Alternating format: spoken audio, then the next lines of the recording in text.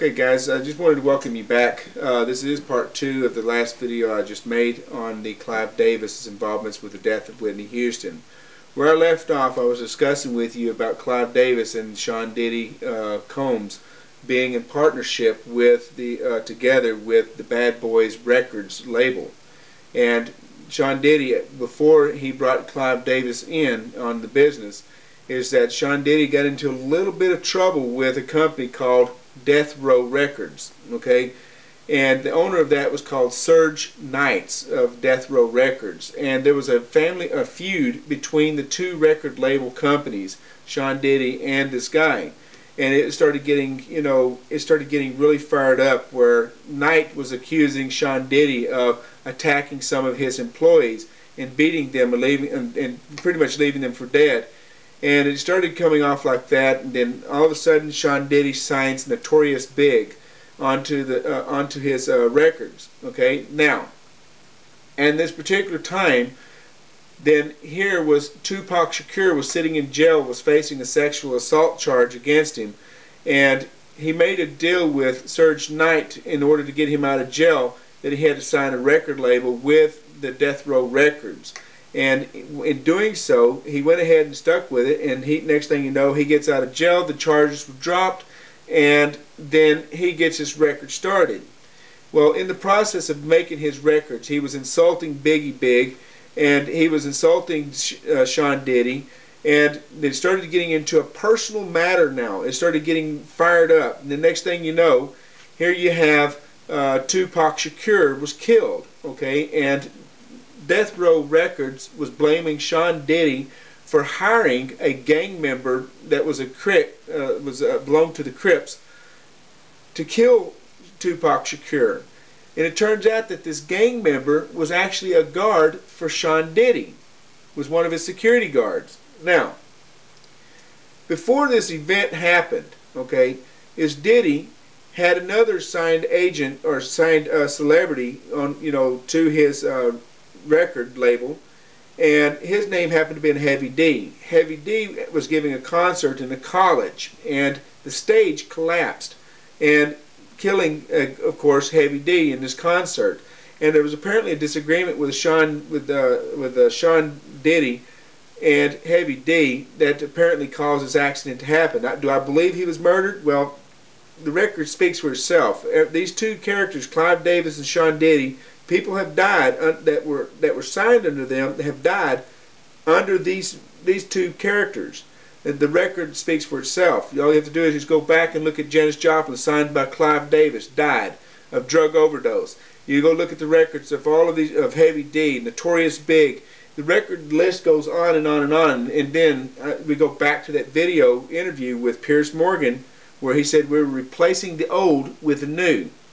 Keep that in your mind when I say that, because that's what he was doing even with Janis Joplin. That's what he was doing with, and everyone seemed to be a replacement of everyone he killed.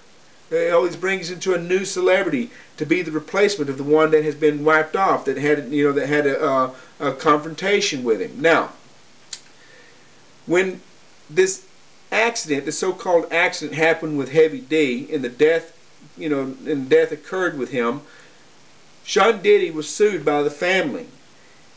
He almost was going bankrupt, and this is even documented fact. He was almost going bankrupt, and he needed to keep his business alive. He decided he wanted to bring in Clive Davis into into his record label. So then half the stakes of the business now belongs to Clive Davis, which now Clive Davis now become the handler of Notorious Big. When Notorious Big came up dead, here we go again. Death occurs with Clive Davis. You see what I'm getting at?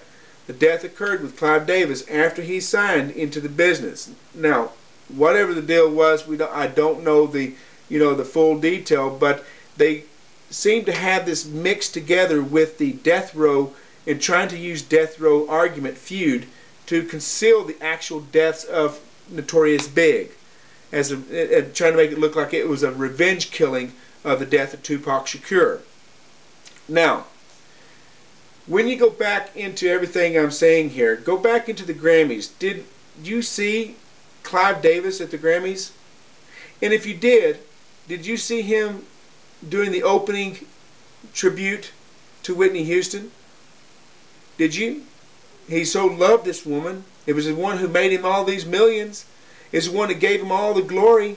The one that put money and filled that pocket up with gold and plenty of limousines and big mansions. It filled his pocket up. And guess what? Let me tell you another secret is Clive Davis is living, making money still while that woman's buried 6 foot under. So you tell me who benefited off her death the most. See, it wasn't the family members of Whitney Houston. They're too afraid to go against Clive Davis because they knew if they could take a woman this popular and whack her and get away with it with a crime stop with the police department, they knew that this people were too big to go against.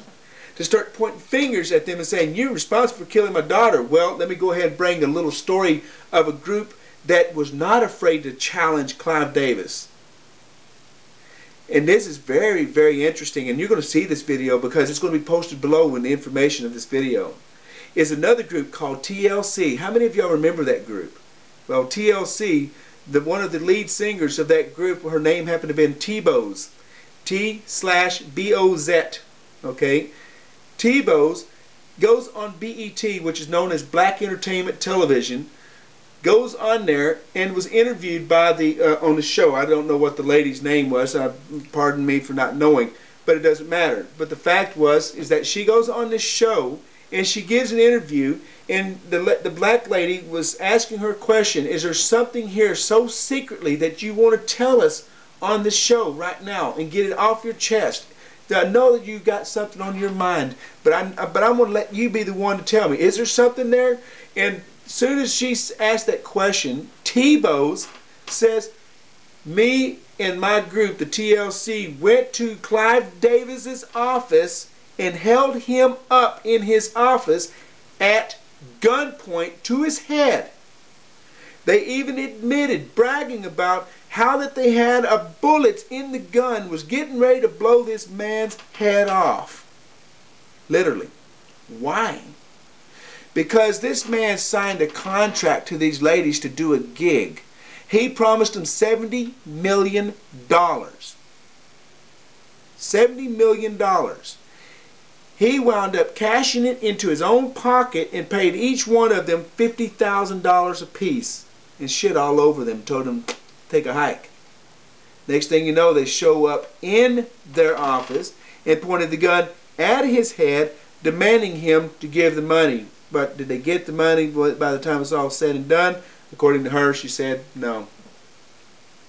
Again, this guy, she only got very little money back, and she said that's just the way that it is in the business. Is that you get screwed over, and that's just the way it is. Now, is she going to be next in line that's going to die? Well, she did put a gun to the man's head, and it has been known that this man, anybody crosses Clive Davis, winds up dead. Now, who is Clive Davis? Clive Davis started out in 1965, became a record Hall of Fame, Rock and Roll Hall of Fame champion, not once but several different times, for his knowledge of music. And not only that, this man has even got degrees on top of degrees in entertainment and also in record labels. He even has his own course, his own school in New York University. He has his own course there, and he teaches records and all this. He owns all of the massive big record labels all across the country, all the way stretching even into Europe. Okay, this man even has Nashville records, labels inside of Nashville. He owns BMV. This man holds CBS Media and Columbia Records. He owns everything. Arista. He even bought out, even has ownership with Bad Boy Records. This guy is beyond huge. Now, who is this guy? Well, if we take his name, we remove the last 3 letters of his last name, and then we reverse it and remove the first letter of his first name and reverse both of them together like that. What do you get? You get devil. This guy is demon. This guy is evil beyond evil. He's also a part of an Illuminati. Okay, he's a part of the Zionist Kabbalah. He is a part of the Zionist protocol. He is a part of the system of forming a one-world government and making trillions and trillions of dollars off of suckers who sign contracts with this man. And when he's done with you and he wants to be finished with you but make money of your grave, you will be whacked off. It's proven in his track record. There are documents after documents after documents, and I'm going to post them all here. You will see all the history of this man. You're going to get an opportunity to get a glimpse deep into the well of who you're dealing with Clive Davis. Anyone who signs with this guy is in danger. It doesn't make a difference who you are. Anyone who signs. It's like assigning your, literally in real physical knowledge, is signing your life away to really the devil. This guy will whack you. Any celebrities listening out there, listening to this video, that views this video, take me serious on what I'm trying to tell you. Do your research on who Clive Davis is. Do your research on all these record labels. They're all mafia. You're dealing in the wrong characteristics to become famous. Even if you got good talent, there is a better way to become famous without having to deal with mafia criminals. But this is what I'm going to get you right now, guys. I want to show you one other thing. Is that Whitney Houston didn't have to die if everyone would listen to her in her 2002 interview. Whitney Houston was crying out to the world, saying, I'm hurting inside, I'm depressed, and I use drugs to cover my pain. She was telling this on the 2002 interview with Diane Sawyer. She was saying, I'm having no more fun with my music anymore. I love to sing, but this music has turned into a nightmare. She's saying the singing has turned into a nightmare. It is no longer fun to her because it's now not a business, it's all about the money. In her 2009 interview with Oprah Winfrey, she was saying, I'm crying out and no one was there, and I only trust you, Oprah Winfrey, because you actually came to me when I needed to talk with somebody. You were actually there when I was really hurting in my worst times, and I trust nobody else that you'll get this information out.